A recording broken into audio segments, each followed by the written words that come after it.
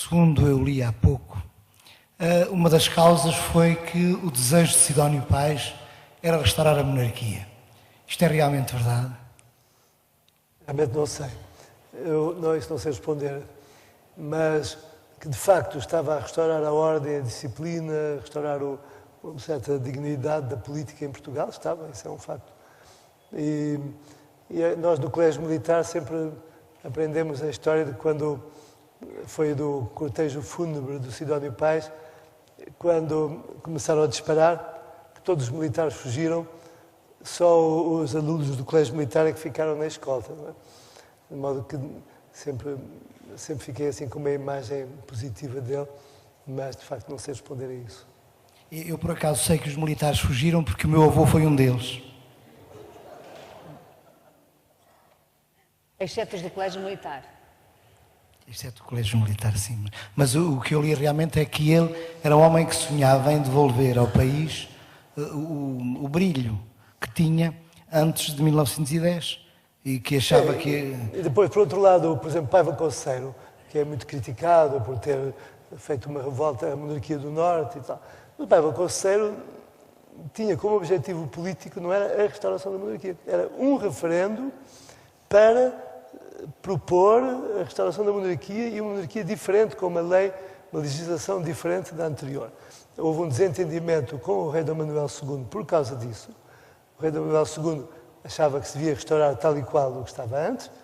Paiva Conceiro não concordou. Inclusive, a bandeira azul e branca que o Paiva Conceiro usava nas suas incursões não tinha coroa. E porque ele queria mostrar que ele queria restaurar a legitimidade democrática em Portugal e permitir aos portugueses exprimirem depois a sua opinião. O Sr. Dom Duarte, o senhor não gosta da bandeira portuguesa, pois não? Só gosta de uma parte, do centro. Bom, eu há tempos perguntei Pasquinas. a uns republicanos muito ferrenhos de uma instituição muito tradicional republicana, perguntei qual era o verdadeiro significado do verde e do vermelho. Se era, como eu suspeitava, a União Ibérica. Porque a primeira bandeira proposta pela Carbonária era um retângulo vermelho com o círculo verde no meio, que representa Portugal dentro da União Ibérica. E responderam-me que sim, de facto, esse era o simbolismo verdadeiro da bandeira verde e vermelha. Mas diziam eles, mas, se reparar, nós deixámos ficar as armas da sua família no centro da bandeira. É verdade. E eu respondi que sim, senhor, que estava muito grato por isso. Mas, de facto, é a única bandeira republicana que conservou as armas reais. Isso é uma coisa curiosa. Uhum. E o hino o senhor já gosta mais? O hino foi dedicado ao meu avô, pelo Alfredo Keil, quando o compôs. A letra agrada? A letra, enfim, quer dizer, pode-se dizer que é um pouco ultrapassada já historicamente, mas, enfim, finalmente as pessoas já a conhecem de cor. Acho que é melhor mantê-la, porque senão até que aprendam novamente e aprenderam sobretudo graças ao futebol. Não é? Quais são os principais fatores de coesão nacional hoje? Bom, Já que a história, segundo o que o Sr. Dom Duarte diz, não nos ensina a ter orgulho no país, não é? Pelo contrário, onde é que o senhor encontra fatores de coesão nacional? É uma coisa curiosa. Há um sociólogo, etnólogo chileno, muito simpático e muito interessante, eu gosto muito, que saiu do Chile por ser comunista, etc., e fez um estudo sobre o que é que os imigrantes portugueses, qual era a ligação deles com Portugal. Se era a família, a casa, ou a comida, o futebol, qual era a principal ligação? E chegou à conclusão que o principal elo de ligação com Portugal era Fátima. E isto entre os imigrantes. Agora, na verdade, eu acho que a dimensão espiritual é talvez aquilo que ainda nos une mais à nossa pátria.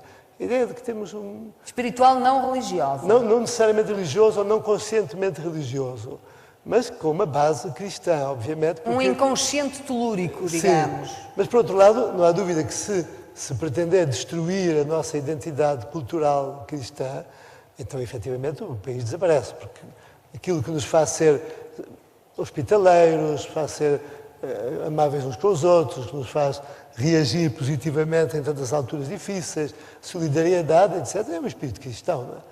E, portanto, é muito perigoso quando um Estado tenta destruir a matriz cultural cristã de um povo. Mas neste momento a Igreja tem sobre si, pesadas acusações que não vêm por parte propriamente do Estado, mas vêm das cidadanias, particularmente na Europa, mas também nos Estados Unidos, acusações de pedofilia, acusações que envolvem muitos membros do seu clero, não só de atos praticados, como também de atos encobridos, particularmente até o Papa, como o senhor sabe.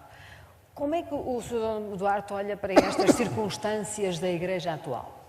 Bom, por um lado, de facto, este Papa foi das pessoas que mais se esforçou para evitar este problema na Igreja. Já como cardeal, enfim, foi das pessoas que realmente trabalhou nesse sentido, que mudou a legislação, tornou-a muito mais rigorosa nesse sentido. O que acontece é que a Igreja sempre achou que o papel da justiça compete ao Estado, o papel da punição dos crimes, o papel da perseguição dos crimes compete ao Estado, que a Igreja compete a caridade e compete o tentar que as pessoas se convertam e que se mudem o seu comportamento. A Igreja, digamos, enfim, pois não se pretende ser fiel a Cristo, que é verdade que Cristo disse, numa das suas parábolas, que quem causasse escândalo a uma criança, mais valia que o atirassem ao fundo do mar. Não é?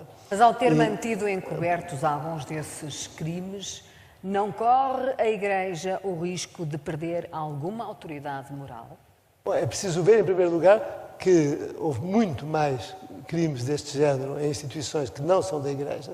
Basta ver em Portugal instituições do Estado, de educação infantil, que sofreram muito mais com este problema. Hoje em dia por exemplo, muitos dos casos em toda a Europa são com professores, nomeadamente professores de ginástica, professores de educação física, professores que tenham um contacto muito próximo com as crianças e com os jovens. Há o maior sítio onde acontecem mais problemas deste género é nas próprias famílias, com parentes próximos, com tios, etc. Portanto, na verdade, é um mal terrível da nossa sociedade contemporânea, que vem também de um ambiente excessivamente erotizado, excessivamente sexualizado em que vivemos hoje. E que também infiltrou, obviamente, a Igreja e também fez com que sacerdotes acabassem por cair nesse crime. Agora, por exemplo, em Portugal, até agora, felizmente, não se conhece nenhum caso. E temos milhares de sacerdotes em Portugal. Nos Estados Unidos, calculam que é qualquer coisa como 0,5% dos sacerdotes que foram acusados.